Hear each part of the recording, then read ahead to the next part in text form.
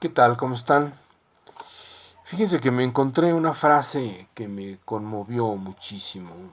No he logrado localizar el autor, pero la comparto con ustedes con la sana intención de que piensen en ella. La frase dice así: somos fantasmas al mando de un esqueleto, cubiertos de carne, montados en una piedra, atravesando el espacio. No le tengas miedo a nada. Esta frase me lleva a descubrir algo que se ha repetido en muchas ocasiones y de muchas formas. El intelecto siempre tiene la razón, pero la intuición nunca se equivoca. ¿Por qué el intelecto siempre tiene razón y la intuición nunca se equivoca? Pues tenemos varias cosas de las que podemos nosotros echar mano como parte de la reflexión para saber esto de lo que está sucediendo en el intelecto y en la intuición. ¿Qué hacer con esto? ¿Qué hacer con el equilibrio entre el intelecto y la intuición? Nos acusan de que no pensamos o nos acusan de que somos muy impulsivos. Se nos dice que necesitamos pensar mejor las cosas, razonar aquello que estamos haciendo, pero nos dicen, y es que no piensas lo que estás haciendo, ve nomás aquello que estás haciendo o aquello que hiciste no lo pensaste y por eso te salió mal.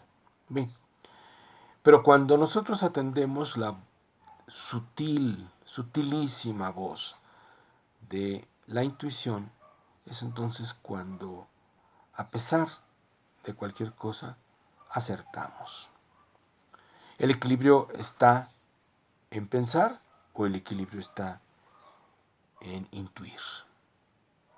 Intuir tiene su raíz en una locución latina, una palabra latina, intuitere, que significa el maestro interior, el tutor interno, el de la voz que se escucha casi en silencio, pero necesitamos estar en silencio para escucharla. Con estas prisas y estos medios tan aturdidores que tenemos hoy día, no escuchamos absolutamente nada. No nos dejan escuchar.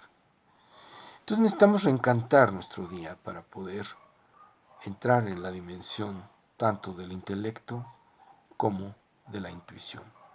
Da lo mismo empezar por una o por otra. Y aquí no la meta, sino el camino hacia ello es no pensar en la cantidad, sino en la calidad. Es decir, no pensar en más, sino pensar en mejor. No hacer por más, sino hacer por mejor. Esto es lo que nos daría un principio fundamental del equilibrio entre el intelecto y la intuición. Pero no son los únicos jugadores que están en esta cancha, por así decirlo. También está la acción, también está la reflexión, también está el acto impulsivo, no necesariamente ligado al intelecto, que sería una reacción, y por lo mismo todos estos elementos llegan a ser a veces activos al mismo tiempo y nos confunden de tal manera que no sabemos a quién hacerle caso. No sabemos si lo que vamos a hacer es por una simple reacción o por un elemento que ya tengamos aprendido o porque en realidad lo meditamos y fue el resultado de toda una operación intelectual, sumas y restas, diagramas, estadísticas, planos y demás cosas, o simplemente es algo que nos latía. Y es aquí donde necesitamos ser muy cautos en esto de qué es lo que nos late y qué es lo que no nos late. Esta falta de equilibrio o esta búsqueda del equilibrio se expresa inicialmente con estos avatares y estas ideas iniciales que tienen los niños que quieren ser policías, futbolistas, bomberos, doctores, que quieren tener una tienda como la que tiene su papá, o simplemente no hablan y no dicen qué quieren ser. Se expresa mucho en esta idea de la vocación. Y la vocación con el intelecto son casi la misma cosa. Vocación también es una palabra de origen latino que significa voz interior, es decir, la vocación es la forma en que el intelecto habla. Pero ¿cómo atender a ello? Pues estando quietos. ¿Y qué mejor forma de estar quietos que comenzar a jugar? Otra de mis formas preferidas de juego es experimentar con estas cositas tan lindas, con el Lego, que tienen 1000 posibilidades, formas, elementos, colores. Aquí están.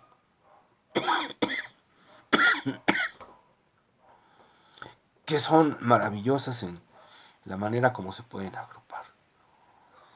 Pero en mi caso la cosa no se queda aquí. Después de jugar un rato con el Lego, voy a la consulta de algunas ideas sobre la arquitectura original de América, la arquitectura precolombina para nosotros, la arquitectura ancestral, las pirámides, los taludes, las ciudades sobre el agua maravillosas como Tenochtitlan y las creaciones tan excepcionales en donde se integra arquitectura, astronomía, tecnología y un valor y una decisión que son ejemplares. Aquí surge la idea de lo aparentemente inútil, como por ejemplo el juego. A nosotros se nos repite o se nos repitió mucho. Yo ya no soporto que me digan eso. Ve nomás, estás jugando, ponte a hacer ya tu tarea, haz las cosas en serio. Hay muchas cosas que son en serio, pero no tienen por qué ser aburridas, ¿no? La vida es una de ellas. Y en este sentido es el único camino que tenemos de hacer cultura. Jugar, en realidad. Es el único camino que tenemos de hacer que lo humano sea más humano, sea más noble, se asiente en esa idea de la excelencia.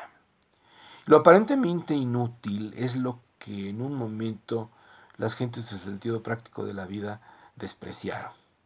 Y ese desprecio nos llevó a lo que hoy estamos padeciendo, que es, si fuera una crítica al progreso, la idea de que el progreso no nos ha llevado a ninguna parte.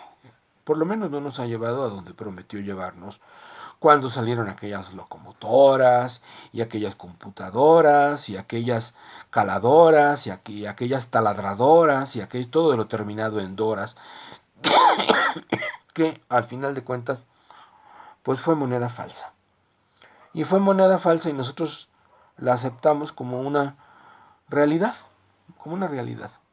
Y nos olvidamos de la poesía, nos olvidamos de las humanidades, nos olvidamos de las artes, de la música a la cual deformamos en espectáculo y en sonsonete, nos olvidamos de la literatura, que hoy más bien parece una especie de jabón de uso rápido para fingir que estamos bien, nos encandilamos con esta idea de la fama, nos encandilamos con la idea del lucro, de la ganancia. De esa manera fuimos medidos durante muchos años. Se nos hizo costumbre. A muchos se les hizo costumbre y es muy difícil que se les quite porque no tienen ni siquiera paciencia para pensarlo. No tienen ni siquiera la suficiente capacidad de reflexión como para decir basta. No es el asunto del más, sino es el asunto de lo mejor. Y aquí lo aparentemente inútil de las artes es, y de las humanidades, está resumido en una frase de un poeta alemán, nacido en 1760, que era Johann Christian Hölderlin. Él decía, lo que perdura, lo crean los poetas. Y esto, pues nosotros lo podemos constatar fácilmente porque podemos tomar cualquier edición, barata o cara del Quijote o de las obras de Shakespeare para darnos cuenta de que valen tanto y valen igual que las obras de Cicerón. Y vaya que Cicerón era un hombre práctico, era un hombre que tenía molinos de trigo y los rentaba y de esa manera hacía su propio peculio, pero sin llegar al lucro, sin llegar a estos excesos que hoy parece ser que el capitalismo salvaje, ya totalmente muerto, totalmente putrefacto, nos dice que fuera lo último del planeta. Quiero terminar esta reflexión con una frase de Schiller muy relacionada con la música, que dice: Schiller era amigo de Beethoven. Entre los dos estructuraron muchas cosas actuales, como por ejemplo la Oda a la Alegría, ¿no? En la novena sinfonía de Beethoven, que toma el texto de Schiller para incorporarlo como esta Oda a la Alegría del desarrollo de lo más noble y sensible que tiene el ser humano. Pues el señor Schiller dice: malaya el que estudie música para ganarse el pan de la cena y no por el bien de la misma música. Escuchen la alarma del señor que pasa vendiendo tortillas. Piensan que es una sensación de alarma. Pasa 3 veces en la mañana. Es prácticamente insoportable ese ruido. Todo está en alarma hoy día. ¿Qué no podremos tener un poco de silencio interior y exterior para poder disfrutar de las cosas realmente como son y no como creemos que son? Pues aquí le ponemos un puntos suspensivos a estas reflexiones y pronto nos veremos de nuevo. Gracias, hasta luego, que estén bien.